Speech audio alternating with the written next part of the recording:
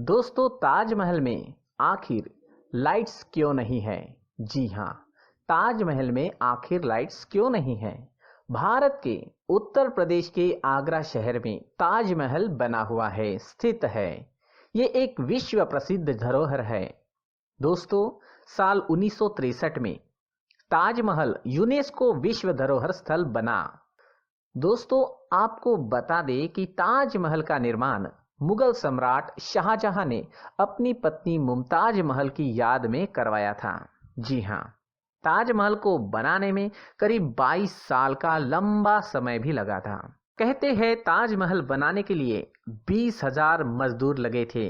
उनमें से कुछ भारत के थे और कुछ मजदूर अलग अलग देशों से मंगवाए गए थे, और ताजमहल बनाने में लगे हुए पत्थर भी अलग अलग देशों से मंगवाए गए थे।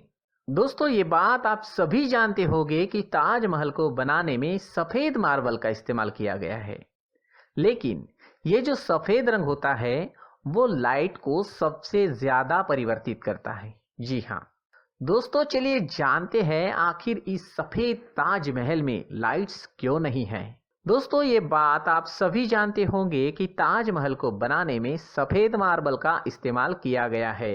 बाद में शाहजहां ने काले मार्बल से भी ताजमहल बनाना चाहा, लेकिन वो पॉसिबल नहीं हुआ था। लेकिन ये जो सफेद रंग होता है वो लाइट को सबसे ज्यादा रिफ्लेक्ट करता है, यानी परावर्तित करता है।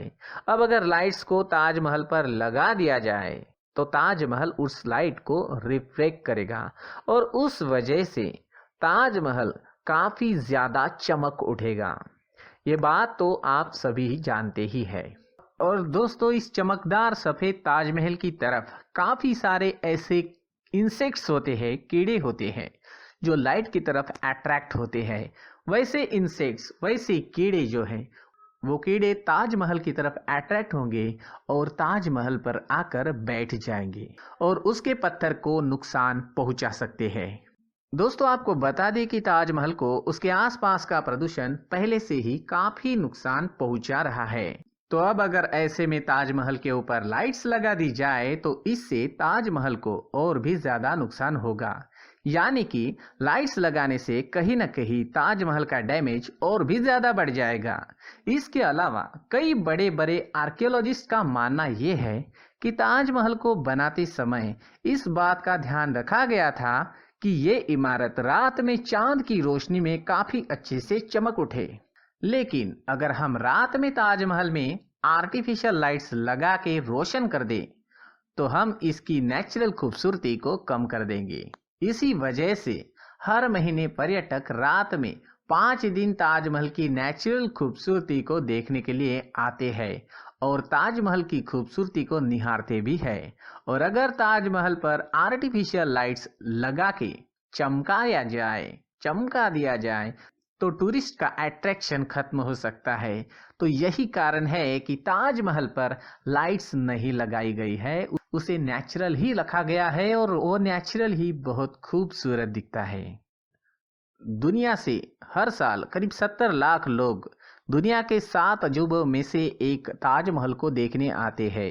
ताजमहल को मोहब्बत की निशानी भी कहा जाता है। लेकिन क्या आप जानते हैं कि ताजमहल के ऊपर से हवाई जहाज भी नहीं उड़ते? जी हाँ, हो सकता है आपको ये सुनने में थोड़ा अजीब लग रहा है, लेकिन ताजमहल के ऊपर से हवाई जहाज नहीं उड़ते हैं। आपको बता दें कि ताजमहल के 7.4 किलोमीटर क्षेत्र के अंतर्गत सभी तरह के हवाई जहाज को उड़ान पर रोक लगी हुई है। इस वजह से ताजमहल के ऊपर से हेलीकॉप्टर नहीं उड़ते, हवाई जहाज नहीं उड़ते। ताजमहल के ऊपर से हवाई जहाज नहीं उड़ते और उसके पीछे का कारण ये है कि ये एक नो फ्लाई जोन है। अब आप सोच रहे होंगे कि ये नो फ्लाई जोन होता क्या है। तो दोस्तों, आपकी जानकारी के लिए बता दें कि किसी देश का ऐसा क्षेत्र या जगह जहां पर हवाई जहाज को उड़ाने की परमिशन नहीं होती है उसे नो फ्लाई जोन या एयर एक्सक्लूजन जोन कहा जाता है। आखिर ये नो फ्लाई जोन किन किन क्षेत्रों में रखा जाता है? कई जगहें ऐसी होती है जहां की भौगोलिक स्थितियां हवाई जहाज के उड़ने के लिए बिल्कुल भी सही नहीं होती है।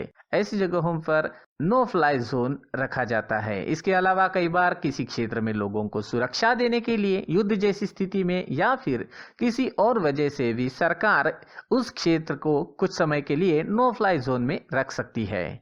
ऐसे ही सुरक्षा की दृष्टि से कुछ इमारतों को नो फ्लाइंग जोन में रखा गया है, जिनमें राष्ट्रपति भवन, संसद भवन और प्रधानमंत्री आवास भी शामिल है। दोस्तों, आपको बता दें कि सरकार द्वारा 2006 में एक कानून पारित कर ताजमहल की सुरक्षा के लिए इसे नो फ्लाई जोन में रख दिया है, और जिसके अनुसार ताजमहल के 7.4 किलोमीटर के क्षेत्र में किसी भी तरह के हवाई जहाज के उड़ने में रोक लगा दी गई है। तो बस यही कारण है कि जिस वजह से ताजमहल के ऊपर से हवाई जहाज को नहीं उड़ाया जाता है। दोस्तों, आपने कभी सोचा है कि हमारा आसमान नीला क्यों होता है? आप रोज आसमान को देखते होंगे, पर क्या आपने सोचा है कि कभी ये नीला, कभी नारंगी, कभी लाल क्यों लगता है?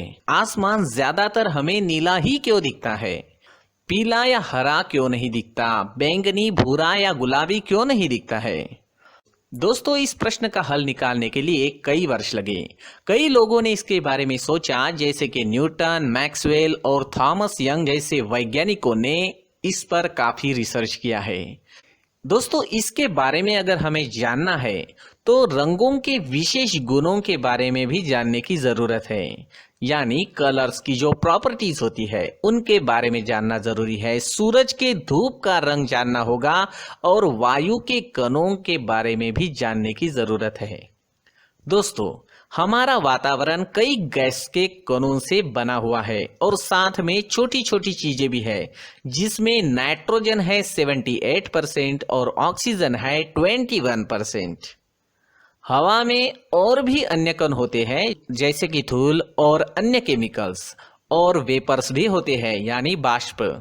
ये सब हमारे वातावरण में मौजूद होता है। दोस्तों, दिन में हमें सूर्य की जो रोशनी है वो सफेद नजर आती है, परंतु ये 7 रंगों के मेल से बनती है। ये वही 7 रंग है जो हमें इंद्रधनुष में नजर आते हैं। इंद्रधनुष के हर रंग की एक अलग वेवलेंथ एवं फ्रीक्वेंसी होती है। दोस्तों, लाल रंग की जो वेवलेंथ होती है वो सबसे ज्यादा होती है और नीले रंग की वेवलेंथ सबसे कम होती है। जैसे ही सूर्य की रोशनी हमारे वातावरण में दाखिल होती है तो लंबे वेवलेंथ वाले कलर्स जो है वो आगे बढ़ जाते हैं, लेकिन छोटी वेवलेंथ के जो कलर्स होते हैं उनको वायु के कण होते हैं, जो गैस मॉलिक्यूल्स हमारे वातावरण में मौजूद होते हैं, वो उन्हें एब्सॉर्ब कर लेते हैं, अवशोषित कर लेते हैं। दोस्तों, जैसे कि मैंने आपको पहले ही बताया है, नीले रंग की वेवलेंथ जो होती है वो सबसे कम होती है। तो दोस्तों, जब सूरज से रोशनी आती है उसमें जो नीला रंग होता है उस नीले रंग की वेवलेंथ सबसे कम होती है। उसे वायु के कण, जो गैस मॉलिक्यूल्स हमारे वातावरण में मौजूद है, वो अवशोषित कर लेते हैं, एब्सॉर्ब कर लेते हैं। इस एब्सॉर्ब किए हुए नीले रंग को फिर वायु के कण अलग अलग दिशाओं में फैला देते हैं, स्कैटर्ड कर देते हैं। जो रंग वो अवशोषित करते हैं वही रंग वो फैलाते भी है। इस तरह नीला रंग आकाश में हर जगह फैल जाता है और हमें आसमान नीला नजर आता है। तो दोस्तों, शॉर्ट वेवलेंथ की वजह से, छोटी वेवलेंथ की वजह से वायु के कण नीले रंग को एब्सॉर्ब कर लेते हैं और हर जगह फैला देते हैं। इसके कारण आसमान हमें नीला नजर आता है। दोस्तों, ये वीडियो आपको कैसा लगा? आपकी राय कमेंट सेक्शन में जरूर लिखें। अगर आप चाहते हैं कि ये जानकारी आपके दोस्तों को भी मिले तो अभी इसी वक्त वीडियो को अपने दोस्तों के साथ शेयर जरूर करें।